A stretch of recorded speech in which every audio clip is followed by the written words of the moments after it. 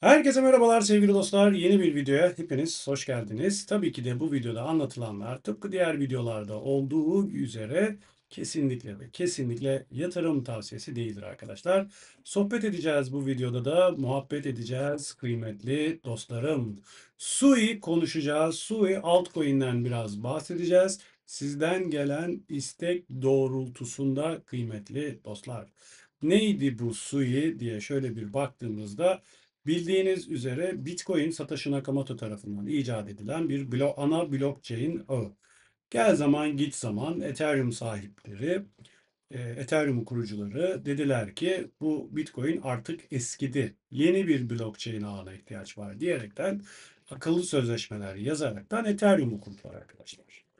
Sui yatırımcıları, Sui mühendisleri diyelim, Sui yazılımcıları sevgili dostlar artık bu Ethereum'un da eskidiğini, artık yeni bir yazılıma ihtiyaç olduğunu, daha ucuza, daha hızlı, daha ölçeklenebilir, daha güvenli bir katman bir Layer 1 ağına ihtiyaç var diyerekten bunu yaptılar. Ethereum'un, Avax'ın, Solana'nın, Phantom'un yeni rakibi diyebilir. Yeni dediğimiz de bayağı oldu yani. 2021'de çıktı. Rakibi sevgili dostlar aynı işi yapıyorlar. Ama ve lakin Sui daha yeni bir teknoloji, daha hızlı bir teknoloji Ethereum'a göre, Avax'a göre. Bu mühendisler kimdi sevgili dostlar? Bu mühendisler de eski Facebook'un yeni adıyla Meta'dan ayrılmış olan yazılımcılar, ayrılmış blockchain'ci dostlar sevgili dostlar. Piyasanın hiç de yabancısı olmadığı kişiler. Evet, bakalım Sui'nin performansı nasıl? Buradan Sui alınır mı arkadaşlar? Öncelikli olarak piyasaya bakalım. Piyasa iyi değil. Bitcoin 0,50 ekside. Ethereum %1 ekside sevgili dostlar. Ethereum'un rakiplerinden Sui'ye şöyle bir baktığımız zaman yaklaşık olarak 2 milyon 400 bin tane coin içerisinde 48. sırada yer almayı başarmış. Sui 0,80 sent fiyatıyla. %2,69 değer kaybetmiş bugün. %6,79 değer kaybetmiş bu hafta. %4,14 değer kaybetmiş bu ay. Ama yılbaşından beri tutanlarsa sevgili dostlar %3,66 dolar bazında hala kârdalar. Sui'nin ATH seviyesi gelmiş geçmiş en yüksek seviyesi 2 dolar 17 sent. Şu an 80 sent. ATH seviyesi 2 dolar 17 sent. Bunu niye veriyorum arkadaşlar? Çünkü bir coin gördüğü bir yeri, geldiği yeri asla unutmaz. Sui'nin hedefi, ana hedefi, psikolojik hedefi, en yüksek tepesi 2 dolar 17 centtir. Piyasa hakimiyetine baktığımız zaman yani piyasaya giren paranın ne kadarı Sui'ye giriyor diye baktığımız zaman %0,085'lik bir orana olduğunu görüyoruz sevgili dostlar. Son bir saat içerisinde piyasada da bir geri çekilme var. Sui'deki bu geri çekilmenin ana sebepleri de biraz da ondan kaynaklanıyor. Şöyle biraz daha ayrıntıya girdiğimiz zaman hacminin sevgili dostlar 111 milyon dolarlık bir hacmi olduğunu, piyasa değerinin de 2 milyar doların üzerinde olduğunu söyleyebiliriz. Göstergeler nezdinde Sui'ye baktığımız zaman ana göstergenin sat verdiğini görüyoruz. Osilatörlere baktığımızda momentum sat verirken boğa ayı gücü de sat veriyor. Ama MACD al sinyalinde ısrarcı. Yani uzun vade tutarsanız bu Sui'yi kazanırsınız diyor bize MACD. Hareketli ortalamalarda da hacim ağırlıklı ortalama 76 sent itibariyle al vermiş. Yani Sui yükselebilir. Umudunuzu kaybetmeyin diyor. 76'nın üzerindeyse sevgili dostlar herhangi bir problem yok diyor. Ama 76'nın altında bir kapanış görürsek arkanıza bakmadan kaçınız diyor.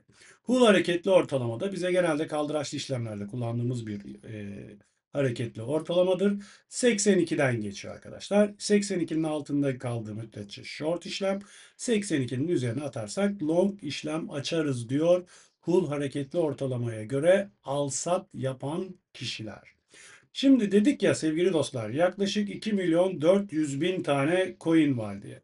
Bu 2 milyon 400 bin coin'den ne iş yapacaklar bunlar? Piyasada o kadar ekmek var mı ki bu kadar insan da alacak diye. Su ile en son dün arkadaşlar Amazon'la bir işbirliği yaptığını açıkladı. Amazon'un sevgili dostlar nesiydi? Öyle bir kopya çekeceğim şimdi. Amazon Web Servisi AWS ile blok zinciri entegrasyonu yapmış arkadaşlar.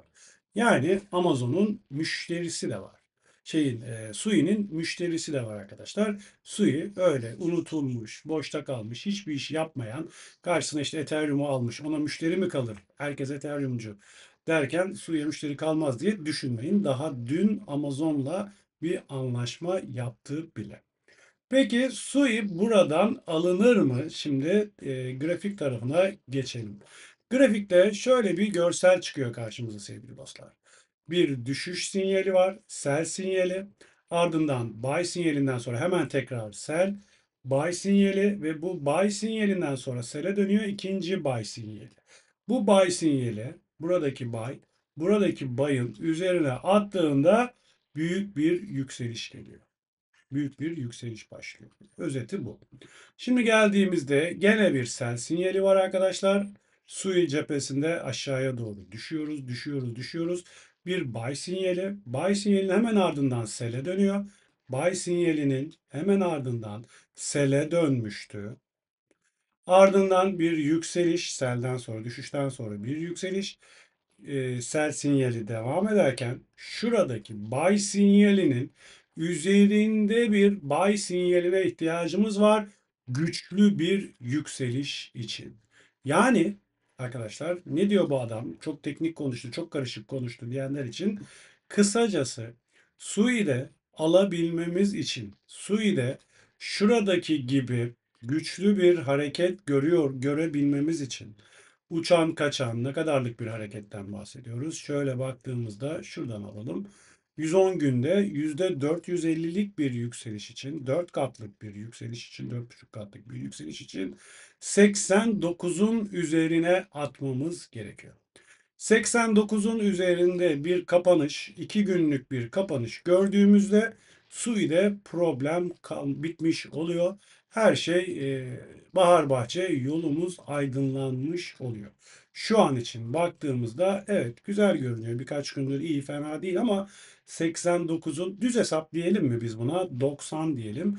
90'ın üzerine atmadan tehlike devam ediyor demektir.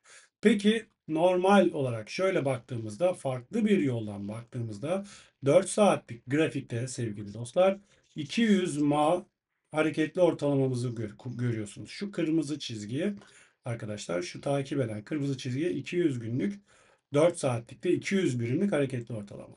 Geliyor ve burada bir Golden Cross başlatıyor arkadaşlar. Golden Cross'tan hemen ardından Dead Cross ve düşüş geliyor. İkinci Golden Cross'tan sonra yükseliş başlıyor. Bakın birinci Golden Cross'ta bir şey olmuyor. Şurası birinci Golden çok fazla şey olmuş. Şurası birinci Golden Cross bölgesi düşüş. Ama ikinciden sonra gerçek bir yükseliş görüyorsunuz arkadaşlar. İkinci Golden Cross'ta alanlar şöyle yaptığımızda 150 günde 418'lik bir yükseliş görüyorlar. İkinci Golden'dan sonra.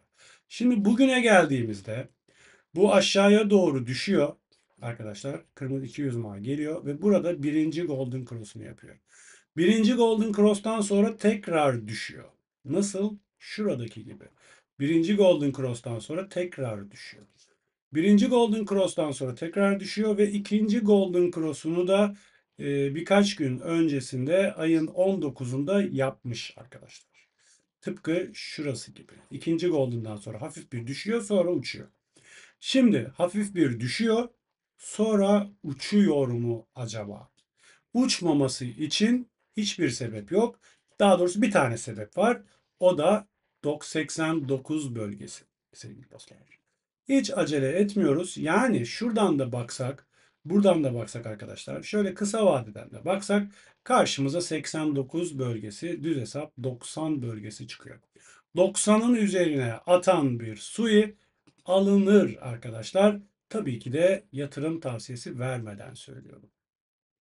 90'ın üzerine atan Sui alınır.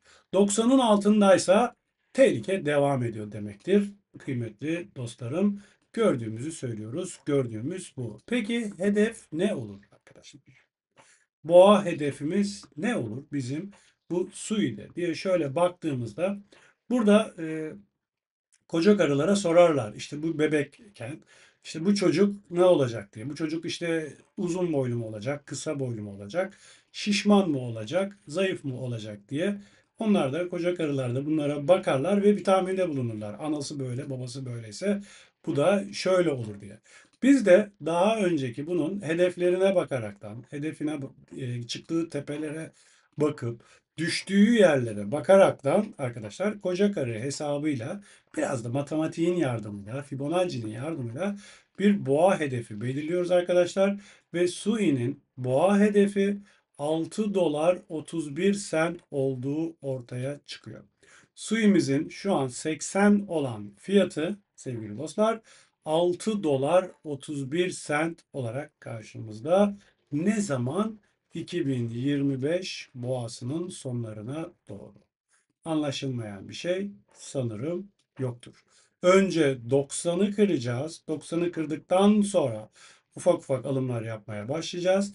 Boğaya kadar beklerim. Benim hiç acelem yok ki diyenler içinde sevgili dostlar 6 dolar 31 senti beklediğimizi hatırlatalım Sui tarafından.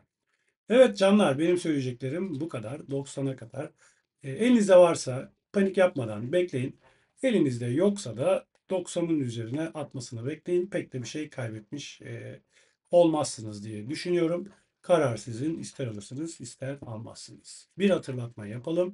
Arkadaşlar benim bir Telegram grubum var. Bu gruba gelmeniz ücretsiz. Aldığım coinleri, beğendiğim coinleri orada paylaşıyorum. Oraya gelmeniz ücretsiz. Ayrıca sohbet de ediyoruz o gruplarda. Nasıl gelebilirsiniz o gruplara? Videonun hemen altında kullanmış olduğum borsaların referansları var arkadaşlar. Nasıl olsa alıyorsunuz, satıyorsunuz. Sui alıyorsunuz, satıyorsunuz. AVAX alıyorsunuz, satıyorsunuz. Bitcoin alıyorsunuz, satıyorsunuz bir başınıza. Bunu benim kullanmış olduğum borsalarda yaptığınız takdirde referansımla üyelik oluşturduğunuz zaman gruba gelebiliyorsunuz. Hem de o borsalarda bundan sonraki alsatlarınızda indirim de kazanmış oluyorsunuz. Yani sizden hiçbir kaybınız olmuyorsa arkadaşlar sadece benim anlaşmalarımdan dolayı işte borsaya adam getirmemden dolayı borsalardan bir ödenek alacağım. Sizinle hiç alakası olmayan. Yani sizin normal yaptığınız işlerinize devam edeceksiniz. Hangi coin'i alıp sattığınızı bana sorabilirsiniz, akıl danışabilirsiniz. O borsalarda da arkadaşlar indirimli bir şekilde al sat yapacaksınız. Her iki tarafta kazanmış olacak bu sayede. Bir başka videoda görüşmek üzere. Kendinize iyi bakın. Hoşça kalın. Allah'a ısmarladık.